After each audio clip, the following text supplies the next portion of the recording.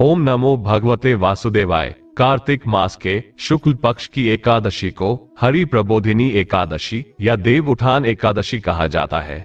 इस दिन व्रत करने वाले भक्तों को 1000 अश्वमेध और 100 राजसूय यज्ञों को करने के बराबर फल की प्राप्ति होती है। इस संपूर्ण चराचर जगत में जो भी वस्तुएं अत्यंत दुर्लभ मानी गई है, हरि प्रबोधिनी एकादशी व्रत के प्रभाव से ऐसी वस्तु भी सहज ही प्राप्त हो जाती है। देवर्षि नारद जी की जिज्ञासा को शांत करते हुए श्री ब्रह्मा जी कहते हैं, हे पुत्र, मनुष्य के द्वारा किए हुए मेरु पर्वत के समान बड़े बड़े पापों को भी यह एकादशी एक ही उपवास से भस्म कर डालती है। इसी दिन भगवान श्री विष्णु अपनी योग निद्रा का त्याग करते हैं, जिसके परिणाम स्वरूप जड़ता में भी चेतना आ जाती है और सृष्टि में भी नई ऊर्जा का संचार होने लगता है। देवताओं में भी सृष्टि को सुचारू रूप से चलाने की नई शक्ति आ जाती है। इसी व्रत का महात्म्य बताते हुए भगवान शंकर जी अपने पुत्र कार्तिकेय जी से कहते हैं कि हे व्रतधारियों में श्रेष्ठ कार्तिकेय, जो पुरुष कार्तिक मास की इस तिथि से अंतिम 5 दिनों तक 5 रात्रि में ओम नमो नारायणाय इस मंत्र के द्वारा श्री हरि का पूजन अर्चन करता है, वह समस्त नरक के दुखों से मुक्ति पाकर अनामय पद को अर्थात मोक्ष पद को प्राप्त हो जाता है। इस व्रत को भीष्म जी ने भगवान वासुदेव जी से प्राप्त किया था, इसलिए यह व्रत भीष्म पंचक नाम से प्रसिद्ध है। वेद पुराणों में ऐसी मान्यता है कि दीपावली के बाद पड़ने वाली एकादशी पर देव उठ जाते हैं। यही कारण है कि देव उठनी 11 के बाद से सभी रुके हुए शुभ कार्य जैसे विवाह, मुंडन, गृह प्रवेश आदि फिर से प्रारंभ हो जाते हैं। देवउठनी 11 के दिन ही तुलसी जी का विवाह भी किया जाता है। मान्यताओं के अनुसार तुलसी जी को अपनी पत्नी के रूप में स्वीकार करने के लिए भगवान विष्णु ने इस दिन शालिग्राम रूप से तुलसी जी के साथ विवाह किया था। इसलिए देवउठनी 11 को भगवान विष्णु सबसे पहले तुलसी जी की ही मनोकामना पूर्ण करते हैं। ऐसे में देवउठनी 11 के दिन तुलसी जी की भी विशेष पूजा करनी चाहिए।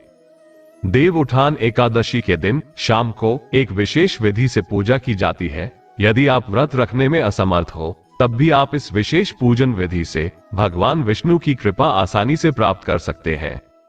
तुलसी जी का विवाह आप देव उठान एकादशी या द्वादशी तिथि दोनों में से किसी एक दिन में कर सकते हैं।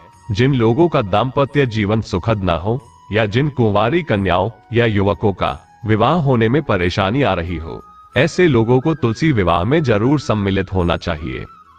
देव उठान एकादशी का व्रत आप 2 तरह से कर सकते हैं। यदि सामर्थ हो तो आप निर्जल रहकर इस व्रत को कर सकते हैं। समर्थ न हो तो आप भरपूर मात्रा में जल का सेवन करके भी इस व्रत को रख सकते हैं।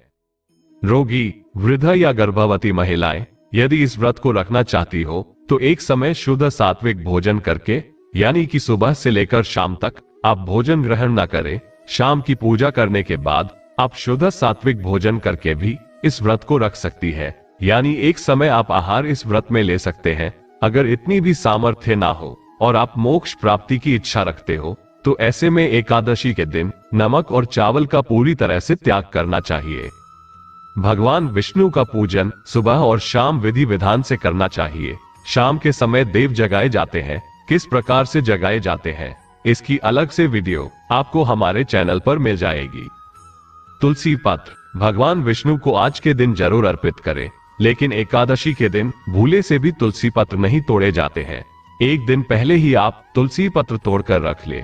यदि आप भूल गए हो तो आप अपने आप गिरे हुए तुलसी पत्र भी उठाकर जल से धोकर उन्हें भगवान विष्णु के भोग में अर्पित कर सकते हैं।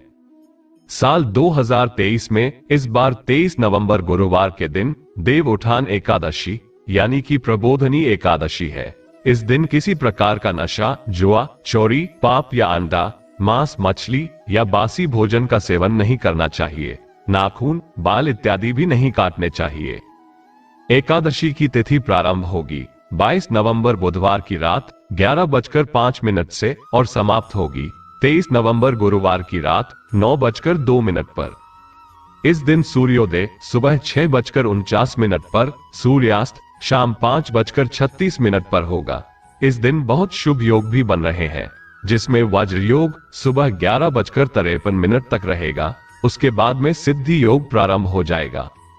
द्वादशी तिथि प्रारंभ होगी 23 नवंबर गुरुवार की रात 9:03 से, जिसके साथ ही हरिवासर का समय भी शुरू हो जाएगा और द्वादशी तिथि समाप्त होगी। 24 नवंबर शुक्रवार की शाम 7:07 पर नियमों के अनुसार हरिवासर के समय व्रत को नहीं खोलना चाहिए।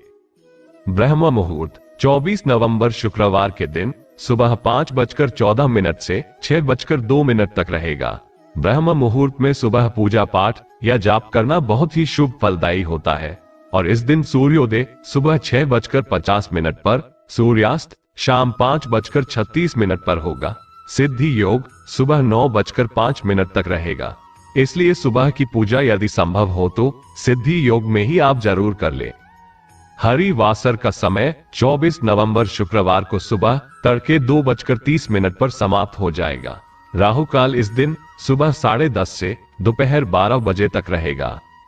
व्रत पारणा का समय यानी व्रत आप खोल सकते हैं 24 नवंबर शुक्रवार को सुबह 6:54 से 9:05 तक। यही वो शुभ मुहूर्त है जब आपको अपना एकादशी का व्रत हर हाल में खोलना चाहिए।